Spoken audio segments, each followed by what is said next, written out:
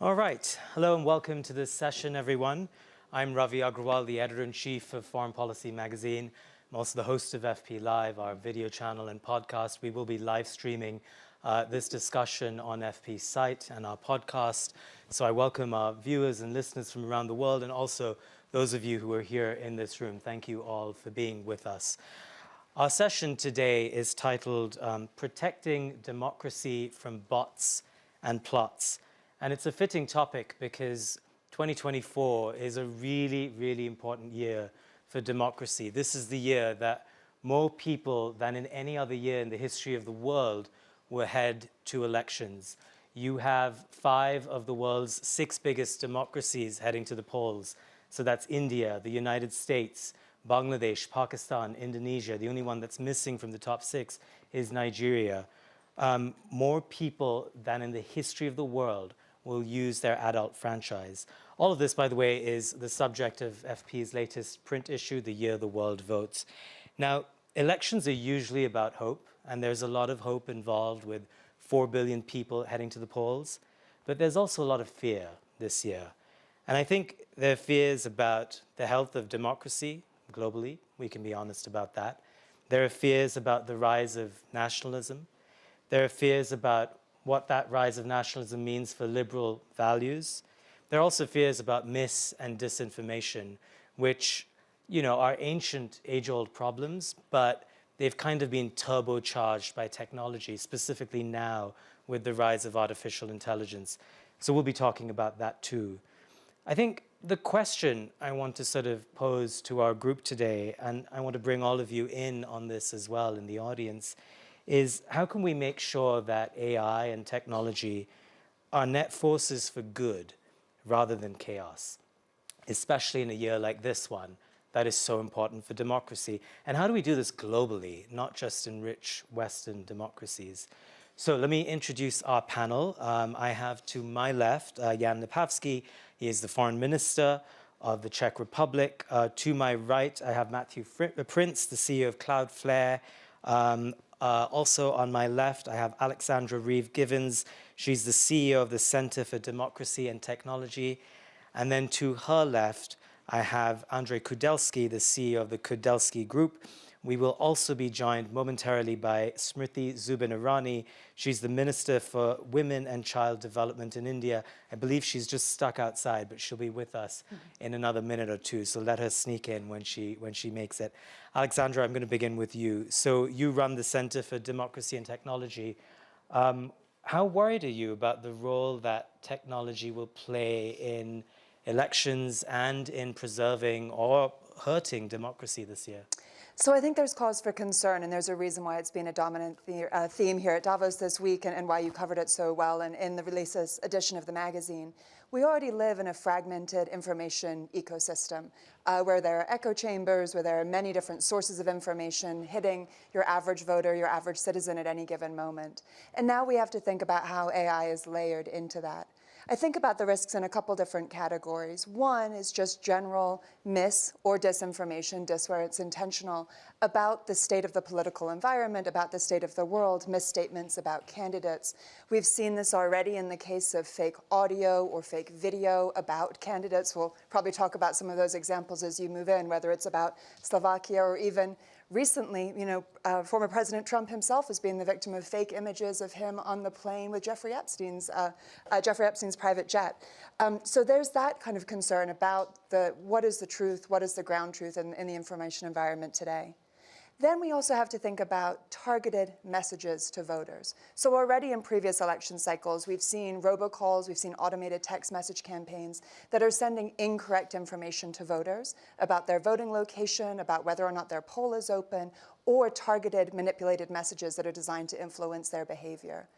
Generative AI makes it easier to target that and personalize it than ever. We know that the threats through privacy because of privacy leakage, or it's easier than ever to come up with those tailored, personalized messages. So we have to think about that too. And then the final thing I'll touch on is the threats that are facing our election officials, who are underpaid, significantly overworked. Just to bring it back to the US for a moment, we have over 8,000 jurisdictions through which elections are conducted, and often those are conducted on a volunteer basis or with a very light staff. And what we have is a world where it's going to be easier than ever for them to be the victims of either phishing schemes, doxing, where their private information is revealed. And so we have to think about the infrastructure that's supporting them as well. So of course that's a parade of horrible. There are hopeful things about how tech helps connect the world and get out the message. But these are threats we have to be really conscious of as we go into this year. There are threats indeed. Matthew, let me bring you in. AI often gets cited in this way where we think of it as a threat multiplier. But whenever I speak to tech CEOs, the comeback I often get is that, well, tech could also fix these problems. So do you see AI as, a whack-a-mole problem or as something that can get ahead of malactors? So I think, from a good news perspective, companies like Cloudflare have fundamentally been AI companies from the beginning. We sit in front of somewhere between 20 and 25% of the web, and the theory of the company has always been if we could see enough of what was going on, we could use machine learning and artificial intelligence systems in order to be able to predict new threats before our clients were attacked by them or vulnerable to them. And it's been amazing to watch the same way that I think we as society have watched OpenAI and other generative AI systems really almost emerge on the scene over the last 12 to 24 months. Internally at Cloudflare, we've watched as our own AI systems are finding new threats, finding new vulnerabilities that no human has ever identified before, and surfacing those in a way that we can protect them. So I think that the good news here is that AI systems are fundamentally driven and that are most successful by whoever has the most data. And the good guys do have more access to data than the bad guys, but it does mean that we have to work together and coordinate. Can I push you on that very quickly? Because when you say the good guys have more access to AI, but the good guys where? So the good guys in America, sure, I buy that. What about governments, for example, in smaller countries that don't have access to the chips, don't have access to the know-how, might be newbies when it comes to AI and can't catch up? Sure, I think that that's where companies like Cloudflare believe that it's incredibly important to make our technologies as available as possible. And so we have a number of different initiatives. In the United States, we do something called the Athenian Project. We've worked with NGOs around the world to take that same project and make it global, where we can say, even if you don't have the resources, we want to make sure that you have the infrastructure to make sure that you can have a trusted, reliable, believable election infrastructure. And I think that's incumbent on technology companies. It's not just us. Microsoft has done the same. Google has done the same. And I think we all benefit from having a stable governmental infrastructure. And it's then incumbent on us around the world to make sure that we're making our technologies as accessible as possible to protect democracy wherever it's going on. I'm going to come back to you on that. Minister Lipavsky, your country had elections a couple of years ago. You're looking ahead to European Parliament elections this year. What are you worried about from a public sector government perspective when it comes to protecting and safeguarding democracy from all of these threats that we're describing? Thank you for your introduction when you pointed that 4 billion people will go to election this year. And we are living in a world where society communicates through different kind of internet platforms. Most of them are global ones, and therefore what is happening in one country today might happen in another country tomorrow. So we need a really global solution and to have a global discussion about the way how we communicate as people, which content and how are we presented. And I think the society moved on quite. I think the discussion moved quite along, moved in a good direction in a description of the issue. But now we need to be looking for solutions, and different actors are looking for different ways how to solve it. I honestly like the European way, the European regulation on NI, for example. Which will tackle with some of those issues. And definitely we will see more and more false content being used as something which will disturb the election process, which will disturb the way how the society makes decisions. And just very quickly, do you think governments are prepared to deal with that? I think governments need to globally agree on solutions to that. So it was, for example, my country which proposed and co-sponsors resolution in the UN in this regard, and we should be more thinking about the right not to be manipulated, in a sense that human-centric approach in AI and also in this way of communication, it's totally must. So I need to know if the photo or video of something happening it's true or if it was created artificially. 20 years ago, when there was a movie Jurassic Park out, I as a child went into cinema, watched Tyrannosaurus Rex killing someone, and I knew that this was a content created for fun. I was sitting in a cinema, it was obvious. But today, these things can be produced quite easily, and it may disturb our societies quite a lot. So I think we need to rethink also our focus, not to try to put all the heavy burden on companies. We need to also be giving some guiding principles. Andrzej Kudelski, you run the Kudelski Group. Do you think, from your perspective, that we have a sufficient framework of global laws to deal with cybercrime? And if the answer is no, how do we go about trying to create that? I think one of the key issues that I see is that if you have an election process is in one country, as for cybersecurity, people that are trying to be the bad guys can come from any place and from any different jurisdiction. And take an example of regulation. So regulation is something that can be pretty useful and efficient if you have the same territory for the ones that you have to protect and where the bad guys may be coming from. And if you have this asymmetry, it's important to come with some technologies that allow to fight against this asymmetry. And as an example, you should have more content traceability.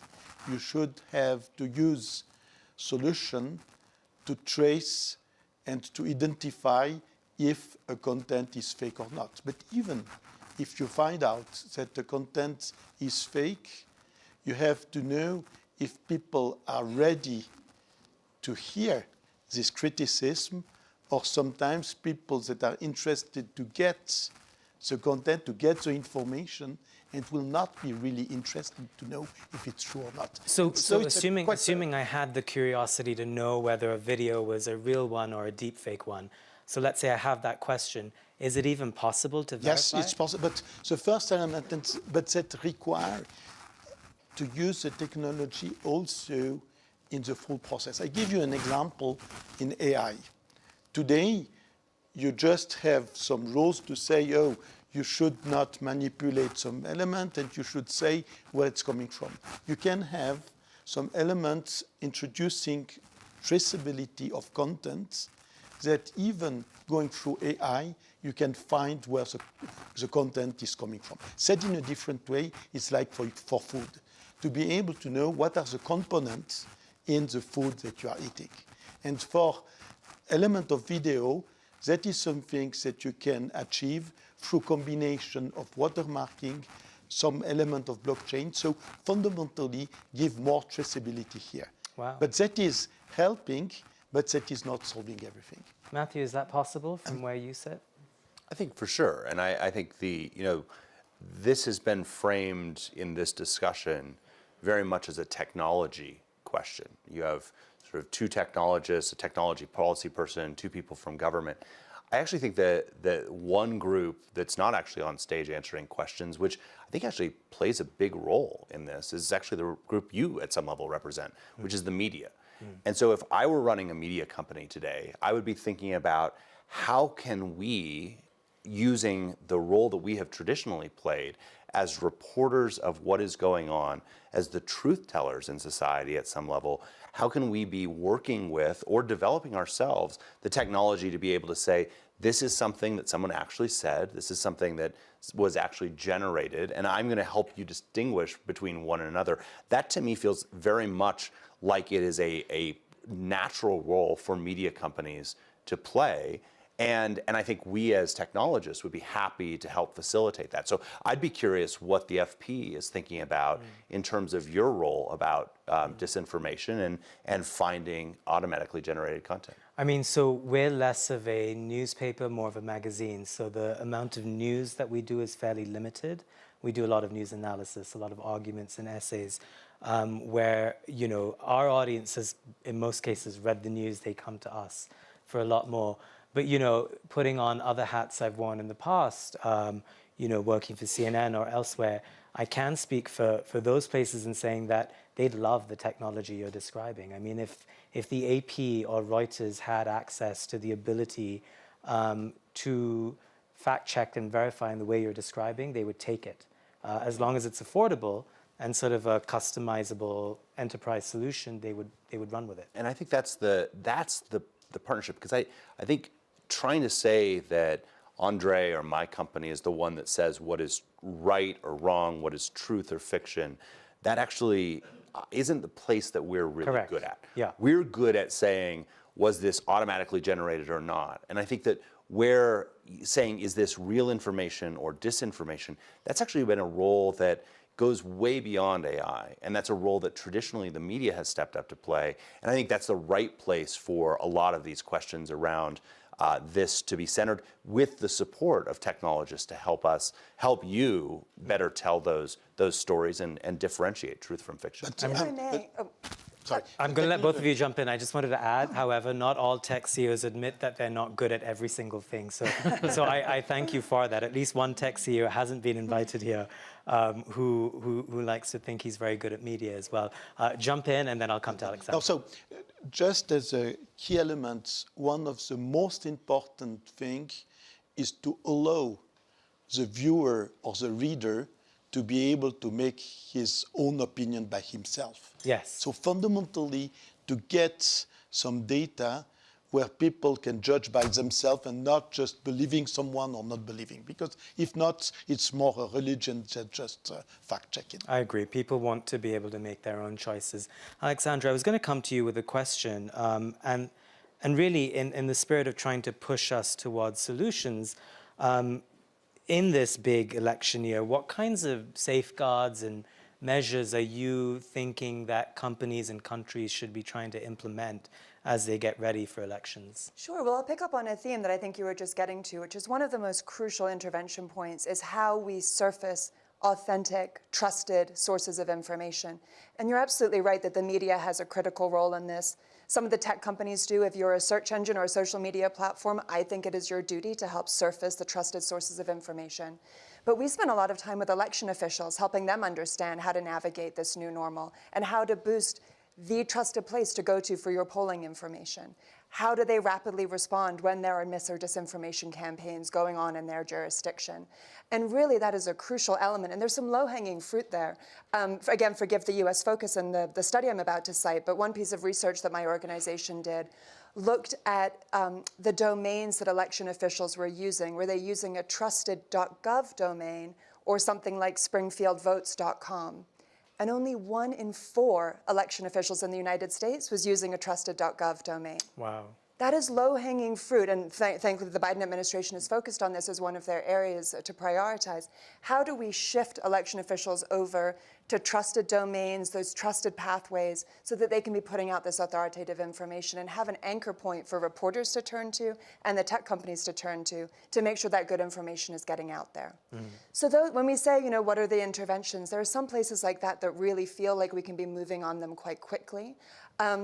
And then I would say, when we look at the other points of influence in the ecosystem, I mean, legislation and regulation is certainly important, as the minister was touching on, but given the time sensitivity right now, I will say as my theory of change, I'm very focused on what the companies can be doing. And I think there's a conversation to be had around the generative AI companies, what their products are able to generate, whether they're automatically labeling, as you were surfacing, whether they have usage and content policies that stop people using them for mass political targeting campaigns, for example. Do they detect that type of behavior and have a policy against it? OpenAI has announced such a policy, for example. But then there's also the social media platforms. It doesn't really matter if someone creates a manipulated image if it's not being distributed to the masses in a way that's actually going to shape the election. And I think one of the pieces that is underreported and so crucial to focus on right now is even as we're living in this heightened threat environment, a number of the social media companies have actually been scaling back their investments in trust and safety, in particular around elections. And those that are still keeping up the work are facing more political scrutiny and pressure to disband those efforts than ever before.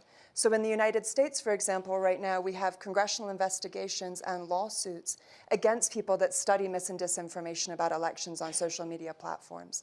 There is currently an injunction in place stopping the Biden administration from communicating with social media platforms about interference threats on the topics of elections. That's actually going before the United States Supreme Court this year. So we're in this bizarre environment where right as the threats are ticking up, the investments in actually doing the day-to-day work of online trust and safety for our information environment is being scaled back and is under attack. And those are all things we need to recalibrate right now to try and address the threats this year. And just quickly, how? Yeah, so we have to have the social media companies keep up the work. There are really important lessons. Is there a way to force them to do that, push them to do that? You get them to places like Davos and you have them talk about the work.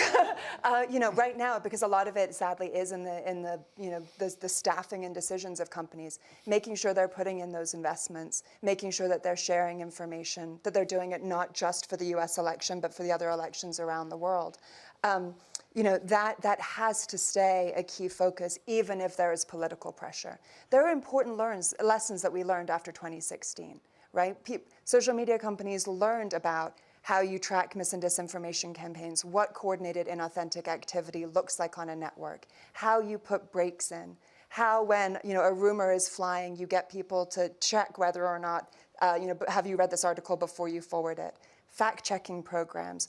That architecture, it hasn't been a silver bullet by a long shot, but at least that architecture has been in place. And there's an entire academic field now that studies this and analyzes what interventions might look like.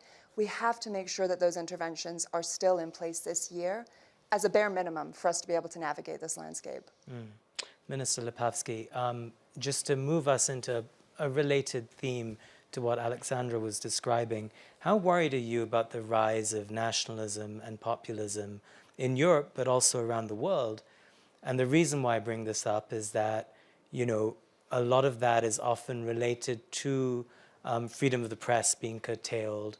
A lot of that is related to groupthink, related to election security as well, related to democracy itself being weakened, various pillars of democracy being weakened. How are you thinking about that? So those are not new phenomena to our world. But they are accelerating trends. That's what I wanted to point. And definitely internet platforms, not only multimedia platforms, if they are focused on putting people in different groups which radicalize, which is a mechanism which was recently quite very well described in behavior in international communities. This can be accelerated, and typically Russia information war plays with supporting both left or right extremists just for the sake of splitting up societies. So it's obvious that any kind of lie is very well working to support these malign processes, and therefore we need to be looking for solutions. How the freedom of speech, free journalism needs to be supported, but in the same way, it should not endanger our democratic societies. So we need more resilient societies. We need companies to understand that the corporate social responsibility doesn't only mean to do something nice in a local municipality, but that their tools are not misused for the sake of this. But also there needs to be some kind of accountability on the other side, which is not easy to define. Very often this development is faster than the regulations goes, so it is some kind of a common game. All of these proposals you're describing, is there any sort of concrete measure that your government's been able to take to enact them? I think the EU, it's quite on a good path with AI Act, with different legislation on this matter. So I think it is not the best perfect solution, but definitely I think this is one of the things where the EU delivers quite global in a global way. I think, and we excel in that. Matthew, I want to pick up on a strand of something I brought up earlier, and that's sort of about big and small. So, you know, you work a lot in cybersecurity and cloud computing, but if you think about it, the biggest players in the cloud computing space, it's basically 3 companies, which are among the 3 biggest companies in the world. You think of the most cutting-edge fabs, it's either NVIDIA or you have TSMC in Taiwan that dominates the bulk market. When you have monopolies of that size and scale, isn't that in some sense dangerous when it comes to democratizing what they do, when it comes to how smaller countries, smaller companies, and people at the bottom end of the supply chain can plug and play what they do? Aren't they at a disadvantage? Maybe this is more therapy session on describing things I'm not qualified to talk about, but I'm not sure I'm qualified to talk about that. I will say that NVIDIA actually uses TSMC, so they are not themselves a fab. I think that though what we've seen through history is that even what look like very stable companies get disrupted by technology all the time. I am tangentially related. If you had asked me 3 years ago who was going to win in the AI race, I would have said China is going to be first by far, because they've invested significantly in it, they've got the technology, and they have the best access to data as a local company. And whoever has the most access to data tends to win in this space. Second would be the United States, and then Europe would be a distant third. I thought in part because of some of the privacy regulations around Europe, which may be a just fine trade-off, but that is a trade-off that Europe has made. That's not turned out to be how the AI race has played out at this point in time. And we're in, pick your sports metaphor, but the early innings, the very beginning of this. So things can change dramatically. But what I think is actually interesting is I was super focused on what the inputs into the AI system were. And the fact that China had incredible access to this, the US had somewhat more limited, but still access to it, and Europe was more restricted, I thought would really benefit China. And yet China has actually been slow, especially in the space around generative AI. And the question is why? And I think that the answer is, at some level, we have all seen examples where a reporter can trick a Microsoft AI bot into saying something incredibly racist or horrible, and that's very embarrassing to Microsoft. But nobody goes to jail, nobody disappears. Whereas imagine if you're trying to build a similar bot in China, and someone can get it to pretend it's a student in 1989 in Tiananmen Square. All of a sudden, effectively, the regulatory apparatus that is regulating the outputs makes it very difficult to create those systems. And so as there is regulation in this space, I think we have to be really careful about what part of the value chain we're regulating. And what's hard about AI systems is they are very different than any other technology that we typically interact with. Most of the time, if you have X plus 1 equals Y, for any given X, you're going to get the same Y. That's not how AI works. It is a non-deterministic system. The exact same input can result in different outputs over time. And that makes it very difficult from a regulatory perspective if you say, please guarantee you will never have this output, to make sure that that's the case. And so I do believe that there is a role for governments and regulators in this space. But I think looking at what has taken China, which was way ahead, and held them back, is actually somewhat of a cautionary tale as we think about regulation in the rest of the space. And I think this is developing very, very quickly. And so we need to look at how these systems are being regulated, but we have to be cautious about making sure that we don't shut down innovation as we do that. And are you suggesting that in the West we're over-regulating? I don't think yet, but I think that we should be very, very careful about regulating things that can actually be controlled. You can control what the inputs into an AI system are, but inherent to these systems is that they're non-deterministic.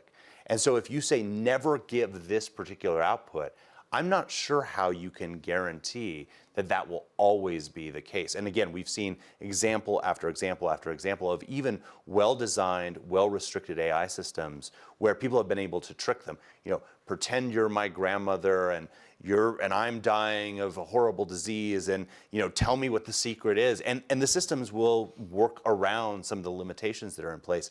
That means that as we regulate these systems, we just have to be very cautious to not, again, ask that to do something that is impossible for a non-deterministic system to do.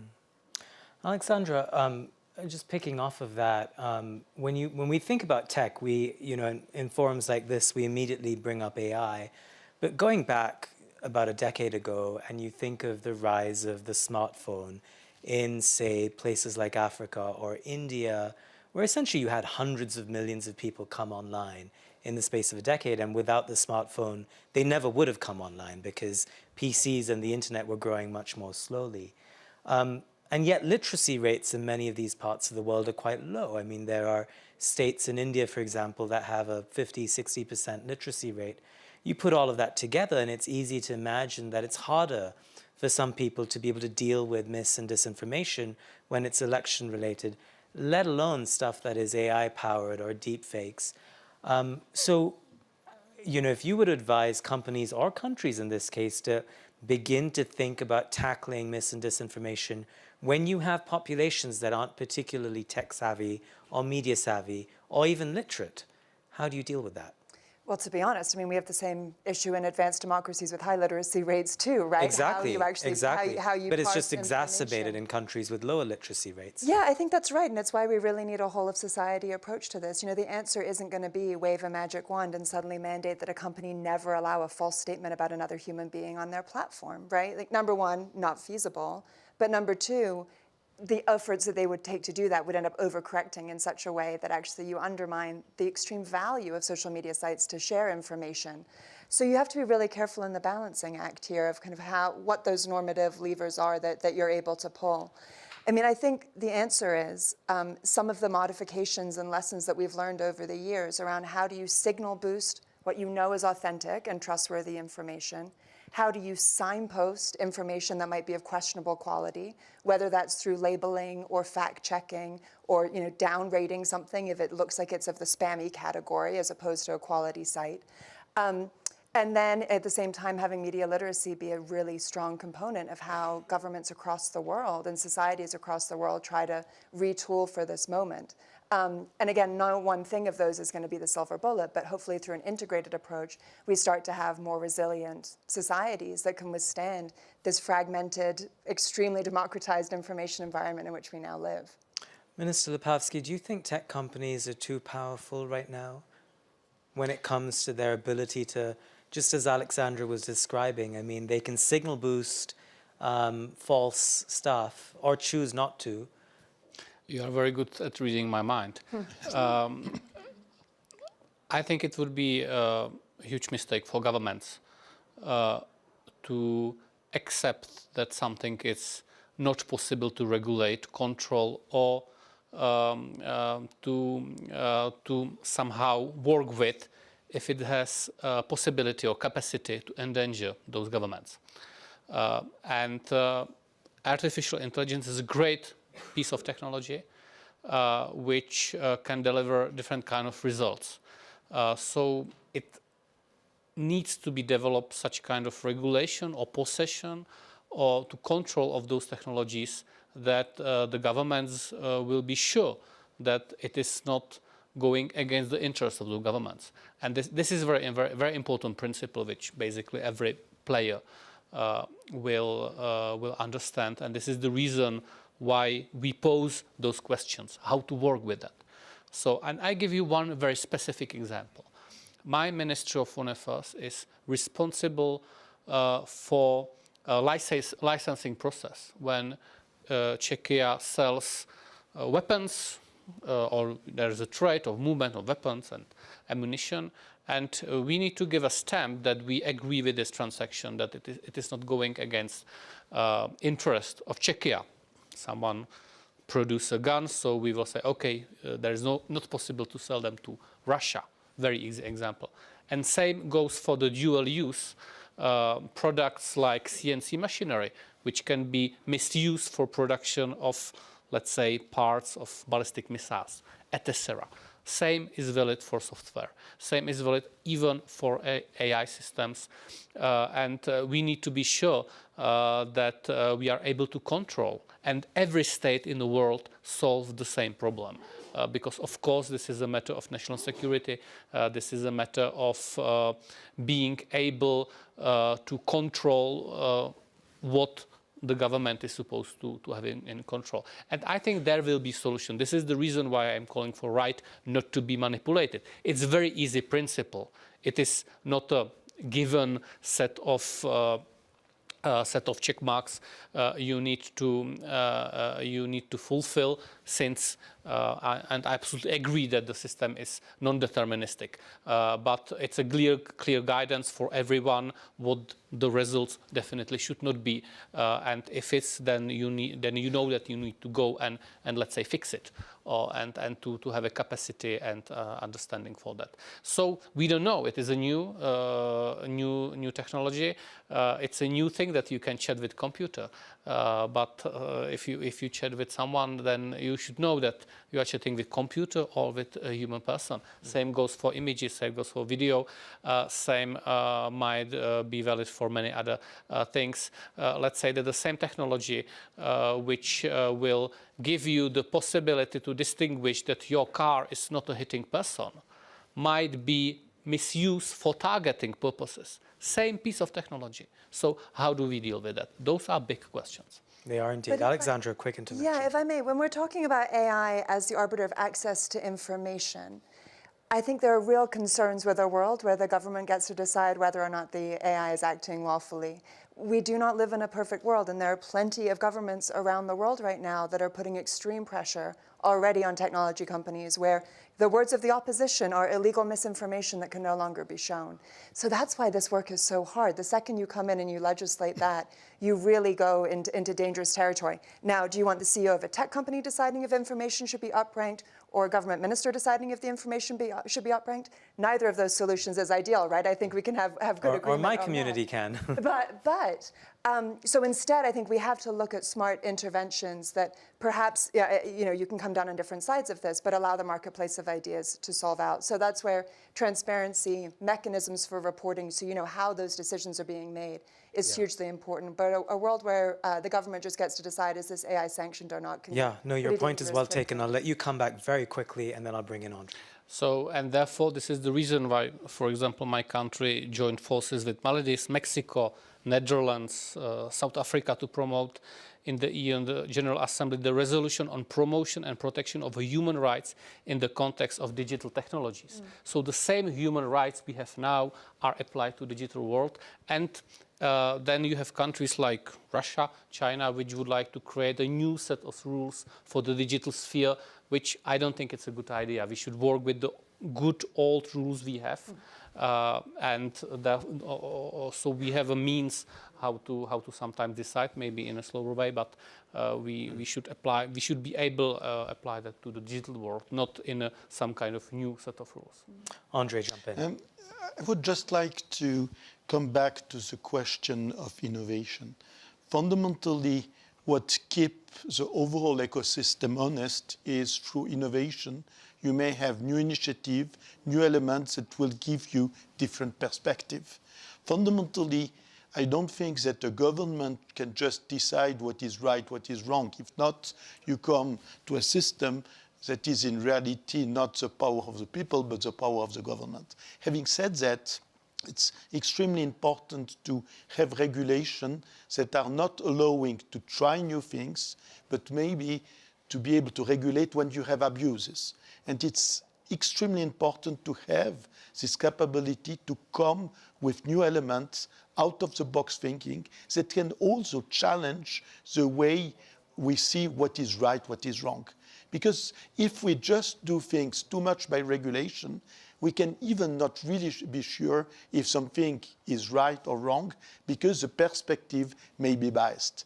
And in a way, through AI, we may suddenly find different perspectives, and then one of the most important elements is to educate people, not in a classical sense, but in a way that they are able to understand that there is maybe not one single reality, but different view, and they make themselves their own opinion and decide what they think is right, what is wrong. Thank you. You know, and as you're speaking, we only have a few minutes left on this panel. I'm going to welcome on stage one of our guests who's a little bit late, Minister Irani. Thank you for coming. We're almost out of time, so I think what I'm going to do is I'm going to ask you one question. Yes. You haven't heard this discussion so far, but I'll ask you a question about India, which is going to the polls in a few months. It's the biggest election in the history of the world. For those of you who don't know, when India votes, it's spread over 4 or 5 weeks because it's that big. You know, we mentioned earlier in this panel that India is a country that has, you know, gotten online in a big way in recent years, partly through the smartphone, and yet it's also confronted with low literacy rates, especially in some states, especially among women. How are you thinking about combating, as someone who's in government right now, mis and disinformation leading up to the elections? So I'm late to the party because there was a man driving me through Davos. And we are from the world's oldest democracy. One of the aspects about the Indian political systems that is possibly unknown is not only the fight through government instruments with regards to disinformation, not only partnering with media at large to ensure that citizens are better informed, but if democracy is to truly fructify, you need citizen engagement in governance and policy making. One of the most celebrated digital instruments for engagement is MyGov, where citizens are requested to give their inputs as to how policy should be framed. Exactly 2.5 weeks from now, we will present the interim budget and a vote on account. And that budget also has a reflection of inputs that are given by fellow Indians digitally through the platform.